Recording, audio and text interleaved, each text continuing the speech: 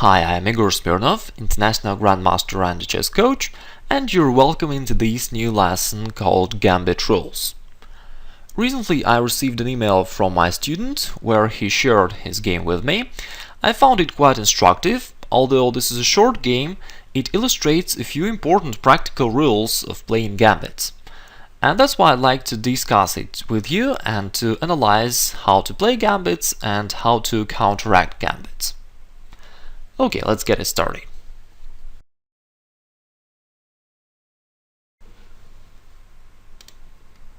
e4, c5, knight f3, knight c6, b4. Perhaps you're familiar with this gambit already. I proposed it in one of my previous lessons, that's why I will not comment it too much right now. Black took with the knight. Just a quick note, if black takes with a pawn, then white somewhat deflected this pawn from the center, and white can push d4, obtaining pawn pair in the center and threatening d5. Okay, let's go back to the game. Black captured with the knight, but nevertheless white can build a strong pawn center by playing c3 and d4. Pawn takes, and black played d6.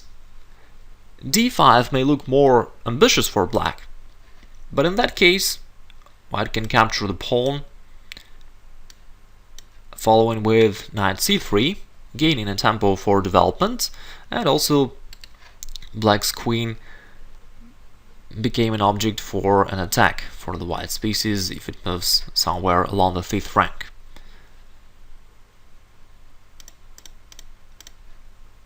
d6 was played in a game. Okay, now let me make one general note. If you'd like to make a real training for yourself and to get real practical benefit from watching this lesson, then I encourage you to think by yourself and not just listen to what I say. So try to figure out how you would play here.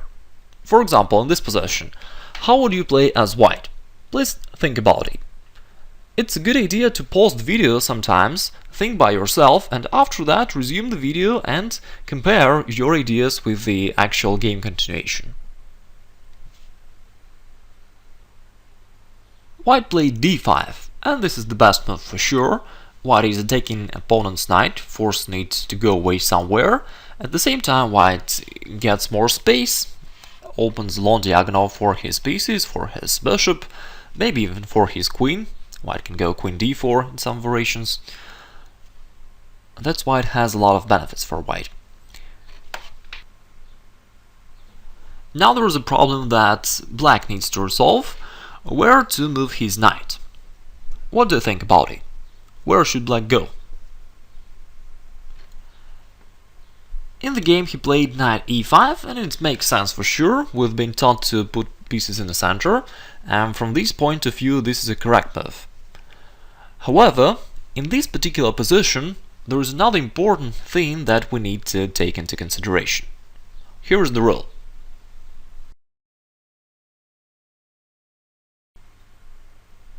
When you are behind in development, avoid exchange of your developed pieces.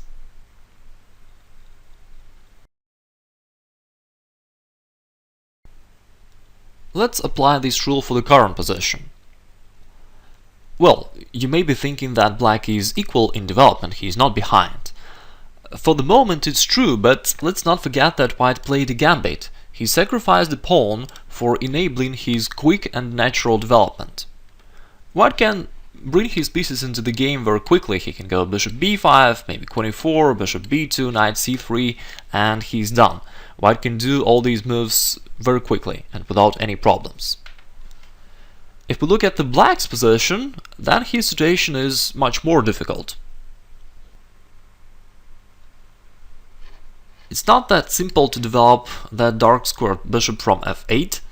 The light squared bishop from c8 has no good available squares, and in general you can see that black's development is complicated. That's why we may expect that white's development will be much faster and he will be ahead in development. From this point of view, the black's decision of trading his knight and putting it on the e5 was wrong. Once again, here's the rule. When you're behind in development, avoid exchange of your developed pieces. Otherwise, if you don't follow this rule, you may face the situation when the battles keep going while you have no active warriors. And of course, in such a situation, it will be very difficult to counteract opponents' plans. Okay, let's move on. What should White do now? What do you think? He should play bishop b2, and that's the best move for sure once again. Now let's have a look at another rule, which is one of the core ideas for playing all gambits.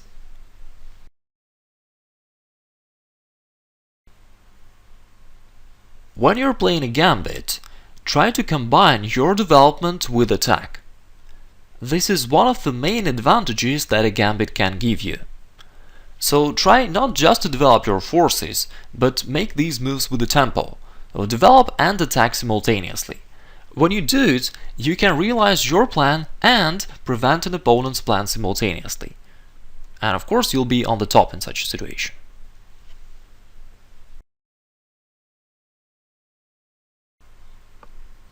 White followed this rule with his previous move d5 and now with his move bishop b2. By using this idea of combining your development with attack, White is able to continue his development while Black cannot do the same because he has to respond, he has to protect his pawn somehow.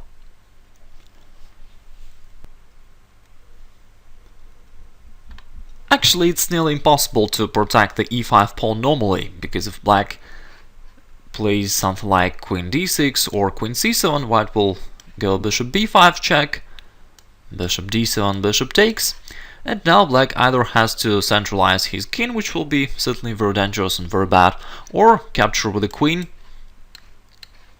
but in that case White can capture the pawn. This means Black can't really protect his e5 pawn and he needs to find something else. At first sight, knight f6 looks very good, counterattacking White's pawn e4, but it turns out to be not a real threat and White still can take the pawn because knight e4 is impossible. White will reply queen a4 check, taking Black's king and e4 knight simultaneously, thus winning a piece.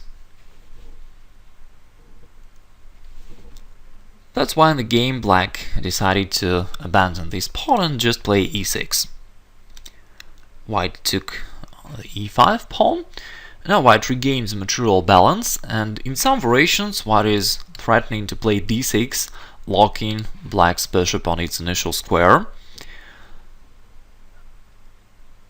It may be attractive to play bishop b4 for Black, but after knight c3, Black suddenly appears in a trouble because the g7 pawn is hanging. White is going to take it, capturing the rook in the corner as well.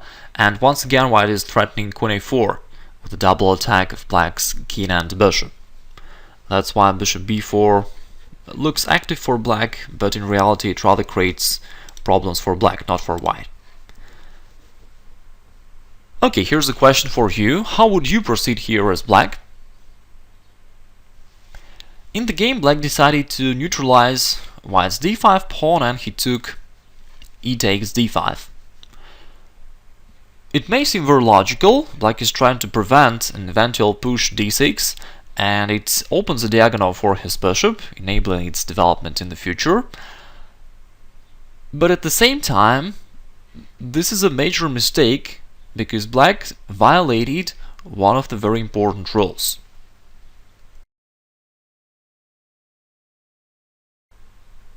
Here is the rule. When you are behind in development, keep the position closed. In other words, do not open a position.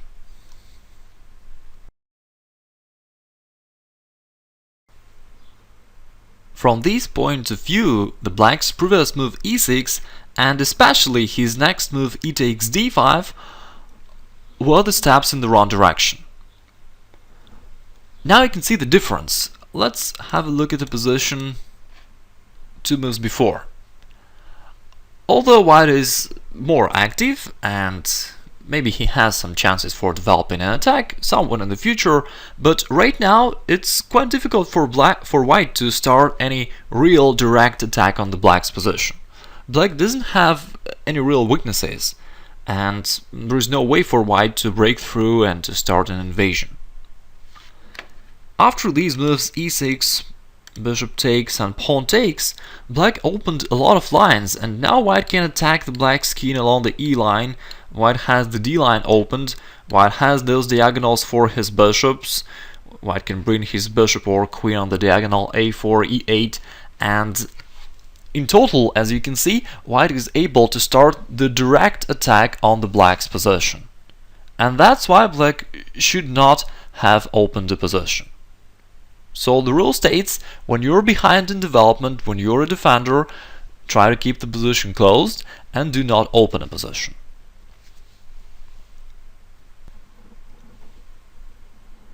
Okay, now it's white's turn. What do you think about it? What should white do?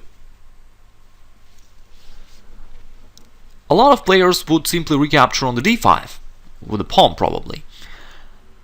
But in the game white played knight c3, and this is a brilliant decision. Once again, the main ideas of a gambit is to combine your development with attack. So your primary goal is to finish your development quickly, and you should always try to combine your development with attack. That should be your primary focus while playing a gambit. That's why knight c3 is an excellent move. White continues his development, and also white creates some more threats of putting the knight somewhere on the b5 or d5, aiming at the c7 square.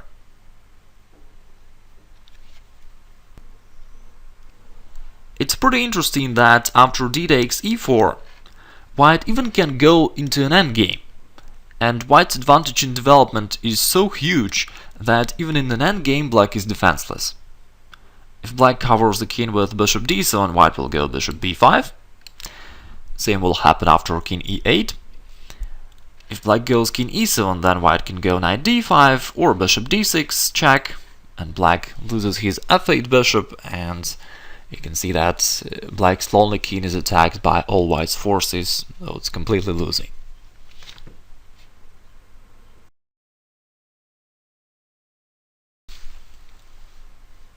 Another normal looking move, knight f6, doesn't work as well. White will go bishop b5 check, bishop d7, and here probably white has a lot of ways for getting an advantage. And the simplest way is to take an f6. Black doesn't really want to disrupt his pawn structure. He'll probably have to take with the queen, but after that black has to centralize his king, and this looks very bad for black. White is ready to attack along the d-file. He has serious advantage in development, and most likely black will be crushed very soon. Now we can see quite an interesting situation. It's rather the beginning of the game, and black did not make any blunder, but still his position is nearly losing. It's very difficult even to propose any normal move for black. His f8 bishop cannot move because it has to cover the g7 pawn. Knight f6 does not work, as we know. D takes e4 doesn't work. Light squared bishop hasn't any good squares to be placed on, and in any case white is always ready to go bishop b5, and black should be ready to play bishop d7. You can see it's very difficult to propose any normal move for black. It looks strange, but I hope now you understand the situation very well. By his last moves, black consequently violated a few important strategic rules. First, he exchanged his developed piece by playing knight e5. Next, he started to open a position by playing e6 and e takes d5. And because of these mistakes, now white's advantage is already decisive. Black played f6. It may look like a little bit strange move, but as we have seen before, it's not so easy to propose any good idea for black. How would you play here as white?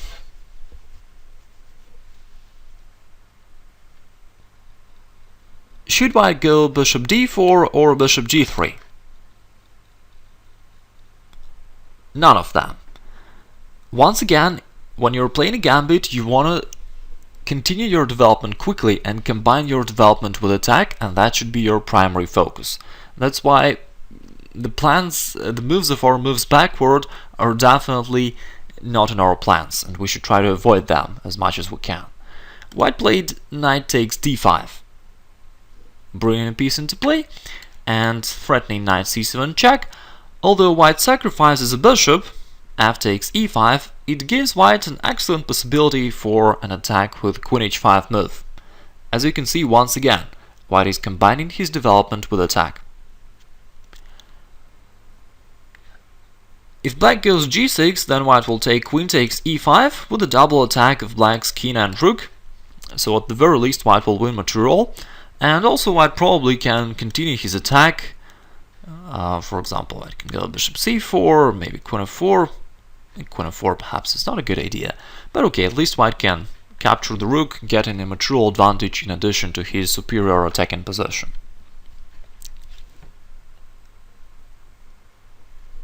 That's why in the game, instead of g6, black played king d7. Now, of course, it looks very dangerous, but at least black doesn't lose material immediately, and he saves some chances to defend against white's attack and to save his material advantage. Now here's the next question for you. How would you play here as white? White played another great move, long castling. At first sight, it seems dangerous, because the white's king is very much exposed here and black can attack it with bishop a3 check and something like this. That's why I think that a lot of players will make another move rook d1, trying to exploit the same idea of attack the black's king over the d file and also the black's queen on d8. But in that case, black can make queen a5 check, and now white either has to make an awkward move king e2 or play rook d2, putting his rook under a pin. In both cases are not what white ideally would like to get. And that's why in the game, once again, white played long castling, combining his development with attack. Black really played bishop a3 and king b1, and now we can see the situation that black has no real way to somehow exploit the white's exposed king. It's even difficult to find the way to prepare that attack.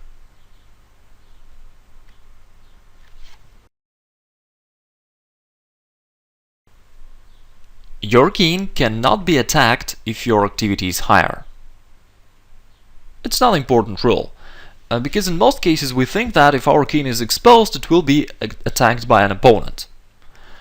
However, it cannot happen if your activity is higher, because in that case your opponent will have no way to bring his pieces towards your position, and thus there will be no real way for him to make any threats to your king.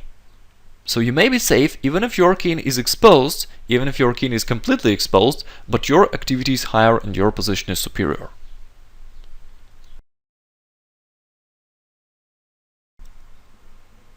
There is one funny thing here. In addition to all other threats that white has, now white also has an idea of playing queen h3 check, capturing that bishop on a3. So as you can see, black's attacking attempt, bishop a3, failed completely. Black played queen f8. This is a multifunctional move. Black removed the queen from upcoming discovered attack. He protected his bishop on a3 and also covered the squares f5 and f7. White replied queen takes e5. This is a great example of the situation when a threat is stronger than its execution. Of course, white can make a discovered check right now, but in that case black king will try to escape somewhere. That's why instead white took the pawn, saving all his threats of making a discovered check with his rook, bishop b5 check or queen c7 check, something like this. White saved all his threats possible for the next move, and it's very difficult for black now to withstand against all of the white's ideas. Black played king c7, king c6, sorry, trying to escape, but here queen c7 mate. King c6 wasn't the best move, but black's position is hopeless anyway. Although it was a short game, it illustrated a few important rules about playing a gambit. Now let's make a final summary.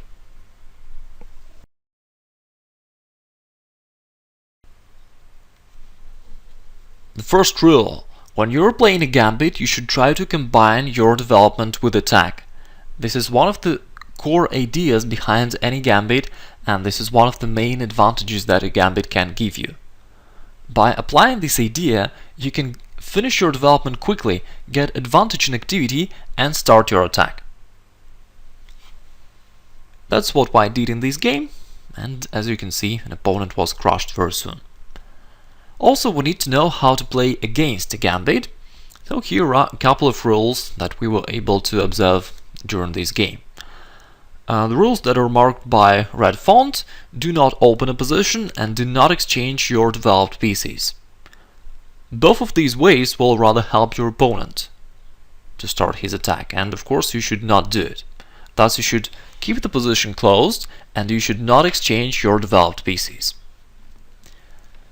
And the item that is stated above them, developed pieces, it may seem trite. We all know that we need to develop pieces, but it means that this should be your primary focus. When you're facing a gambit, you should not really think of how to refuse this gambit, how to realize your plan, or how to control the center or do anything else. Your primary focus should be just to develop your pieces.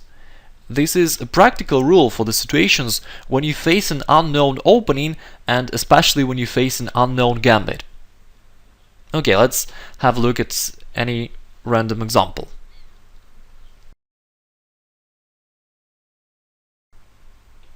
Let's say you're playing black, you're playing Sicilian, and your opponent uses this gambit with d4 and c3, so-called Mora gambit.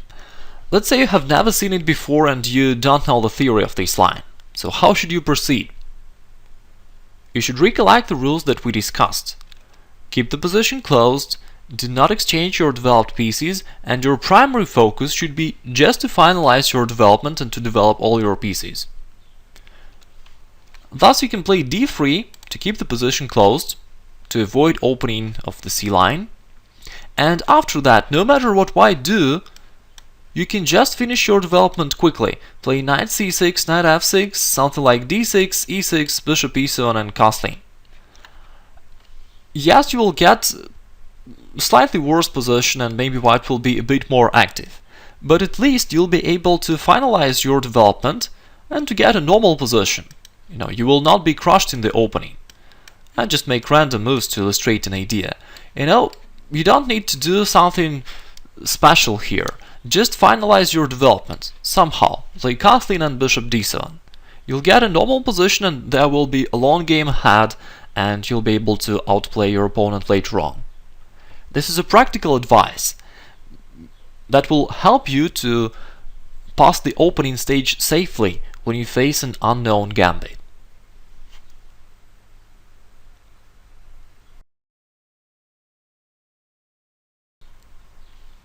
These rules may look simple, but these are important practical guidelines, and if you keep them in mind while playing gambits, you'll play confidently and you will know what to do. There is another little thing that I'd like to quickly discuss regarding this game. There is one question that I often receive from my students while reading your messages, and yesterday I was in the local chess club and once again people asked me this question, so I'd like to answer it here. And here it is. What if you're an adult person and you're not a professional player yet, you're just an intermediate or beginner player and you'd like to improve your game significantly? Is that possible or not? Very often we can see that children can get a massive progress in their chess development, while for adults usually it's not such an easy thing. And I'd like to answer this question right now. One of the interesting things regarding the game that we just analyzed is that in most cases, while observing games on the internet, you will see the games of world top grandmasters.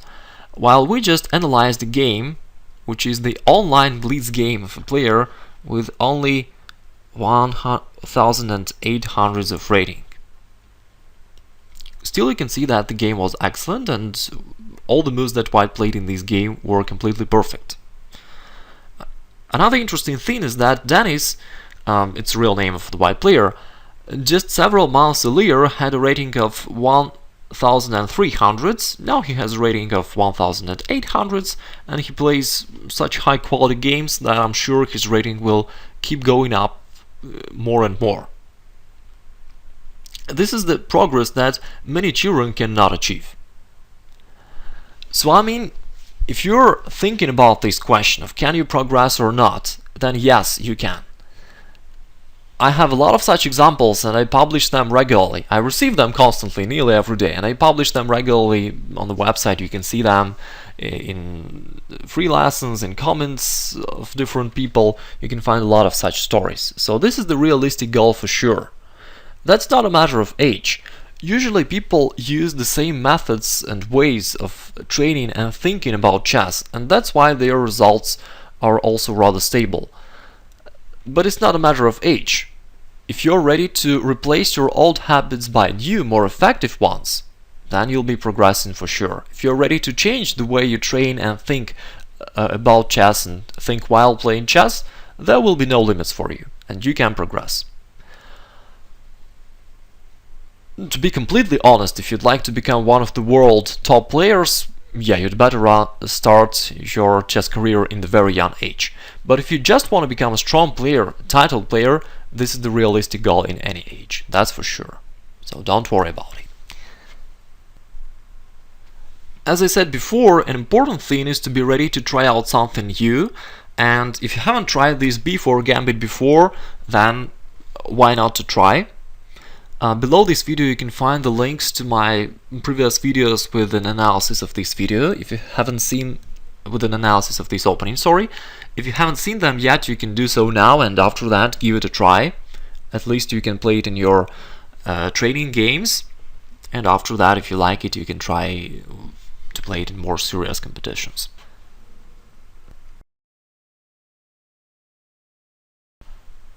If you have any questions or comments regarding this video, please place them in the comments area below this video. I'll try to answer all the questions when I have some time. And thanks for watching this video. I hope it was helpful for you. I wish you a lot of nice victories. Have a good day. Goodbye.